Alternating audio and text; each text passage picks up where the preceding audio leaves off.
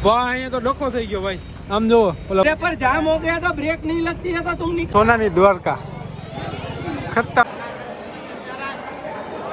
ભાઈ આઈનો માહોલ જ કંઈક અલગ જ છે આમ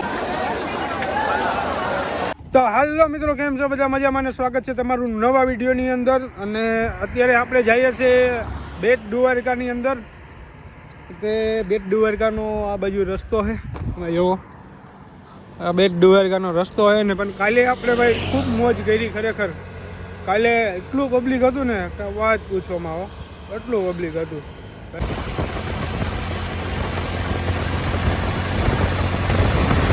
કંપની આવી ગઈ ભાઈ અહીંયા તો કંપની દેખાડું જો તમને એવું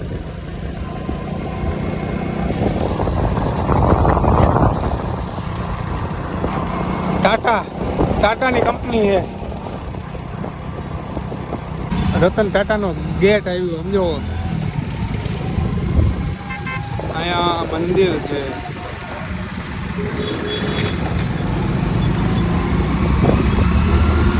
ઘણીક વાર તો ભાઈ એવો વરસાદ આવ્યો ને ફફડાવી નહીં કાંઈ એવો વરસાદ આવ્યો હું તો પાછો વળી જતો હતો પછી હું કાલે થોડીક વાર બેસું જો કાંઈ ધીરો પડે તો હજી ધીરો નથી પડ્યો ખાલી ઝરમર હવે આવે છે બાકી તમે અહીંની બોટું જોવો બોટું પડી છે ત્યાં બધી બોટું જ છે આમાંથી રસ્તો છે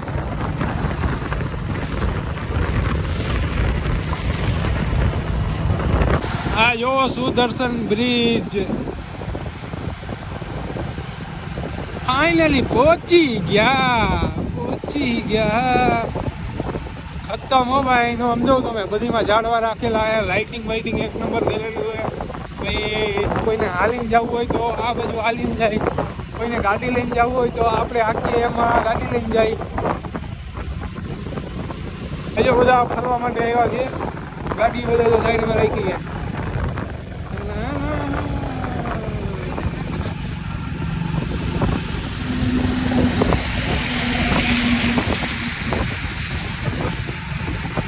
વાહ અહીંયા તો ડકો થઈ ગયો ભાઈ આમ જો ઓલા ભાઈ નું બમ્પર પાડી નાખ્યો ઇકો વાળા આપણે ફાઈન ભાઈ જો હિન્દીમાં બોલે क्या हुआ भाई अरे पर जाम हो गया था ब्रेक नहीं लगती है तो तुम निकलते क्यों रास्ते पे ये समझो भाई क्या हुआ भाई नहीं अरे मतलब गाड़ी मतलब रुक गए थे पीछे ना तो जो है भाई बोलो क्या करना है 10,000 का बम्पर तो आया तो डको થઈ ગયો મોટા ભાઈ ભાઈ નું બમ્પર પાડી નાખ્યું ઓલા ભાઈએ पूरा बम्पर मेरे को नया डलवाना पड़ा डेंटिंग मेंटिंग पूरा करो 10,000 का खर्चा आता है 10,000 નું બમ્પર ભાઈ ઓહો नया गाड़ी अभी હાલો તમને આગળ લઈ જાવ ભાઈ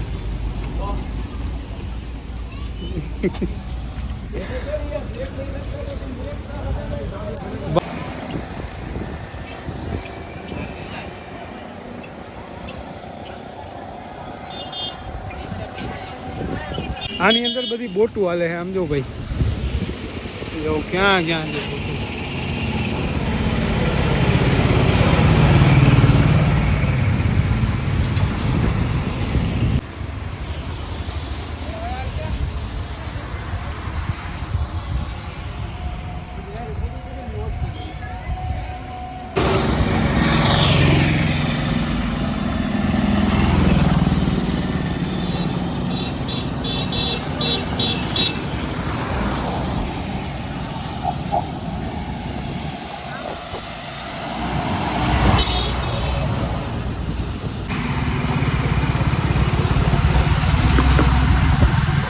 આખા રોડ ઉપર બધા ફોટોગ્રાફી જ ચાલુ છે હો સ્પેશિયલ આના માટે તો જોવા આવે છે યાર નવો જ બીચ બન્યો છે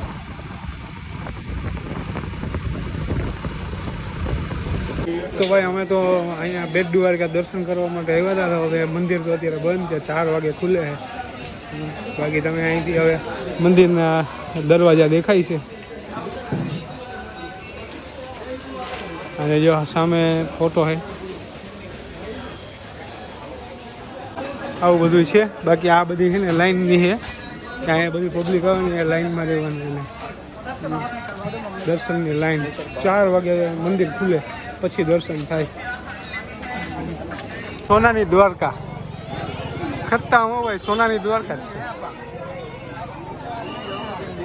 સોનાની દ્વારકા તમારે જોવી હોય તો 40 રૂપિયાની ટિકિટ મળે છે. અહીંથી આપણે ટિકિટ લીધી છે, હવે અંદર જઈએ છે. અહીંથી અંદર જવાનું છે.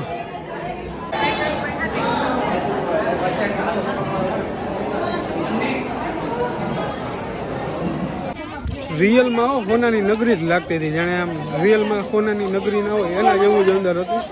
40 રૂપિયામાં કંઈ વાંધો નહોતો. પણ હવે આપણે નગરી જોઈને તો બહાર આવતા રહ્યા છે. હવે આપણે જઈએ છીએ. હવે આપણે જાશું નાગેશ્વર મહાદેવના દર્શન કરવા માટે. અહીંથી નાગેશ્વર કંઈક 17 કિલોમીટર જેવું થાય છે.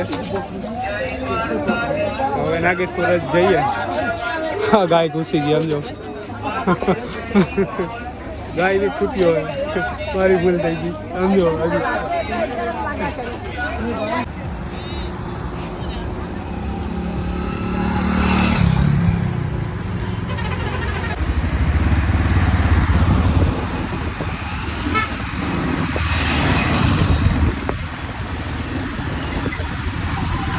તો ભાઈ આપણે પહોંચી ગયા નાગેશ્વર અને ગેટેથી જવાનું છે અંદર. આપણે જઈએ અંદર. હવે અહીંયા તો ભાઈ લાઈન જબર થઈ ગઈ છે. લાઈન તો જોઉં તમે અહીંયા દર્શનની લાઈન છે. આ મંદિર અંદરનું હા મહાદેવ અહીંયા વિરાજમાન છે. હો ભાઈ સાક્ષાત જે જબરદસ્ત લાઈન તો જો ભાઈ જબર છે દર્શનની. ક્યાંય સુધી છે અને આમ જુઓ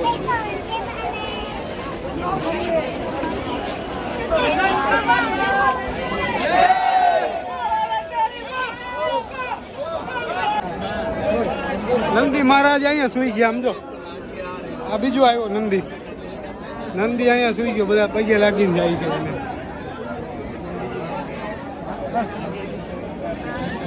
बुआजी खंजोर करूँ तो जतरा जो करोगा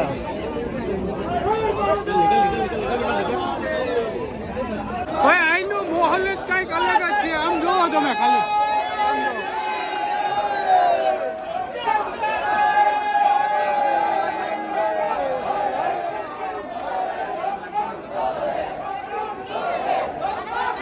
અહીંનો કંઈક માહોલ જ આખો અલગ છે ભાઈ. ખતમ હો ભાઈ.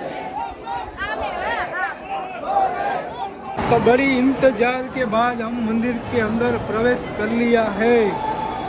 बाकी તમે અહીંનું મંદિર જોવો ભાઈ, મસ્ત સજાવેલું છે. અંદરથી ડેકોરેશન કરેલું છે. ફૂલો આ બધા ફૂલના ડેકોરેશન કરવાના છે. એ બધું કામ ચાલુ છે અંદર અત્યારે. કાલે સોમવાર છે એટલે.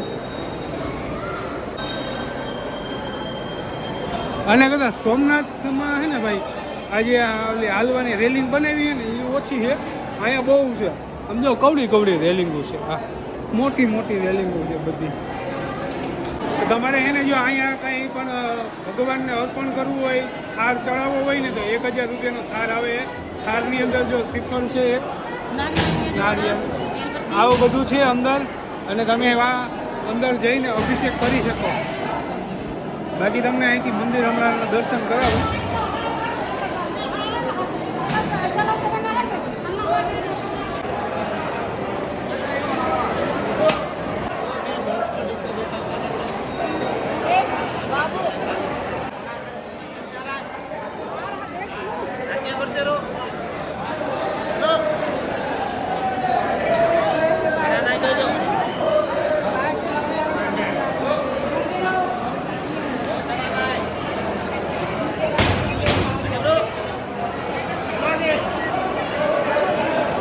તો અહીંયા પણ આપણે મસ્ત રીતના દર્શન થઈ ગયા નાગેશ્વર ભગવાનના. એ બમ બમ ભોલે. અને અહીંયા ને અંદરની અંદર શોપ પણ છે. આમ જો આ શોપની અંદર બધું તમને મળી જાય.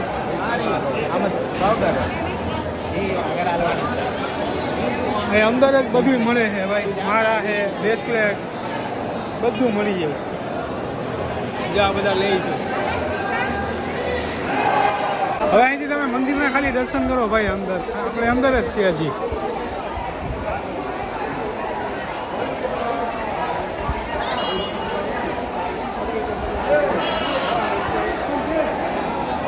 અહીંયા જો બધું પબ્લિક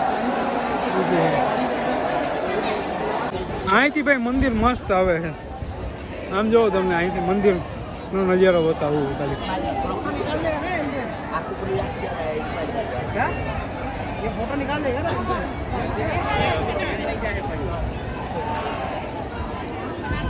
ભાઈ દર્શન કરીને એક નંબર બહાર આવી ગયા છે. હવે જઈએ હે.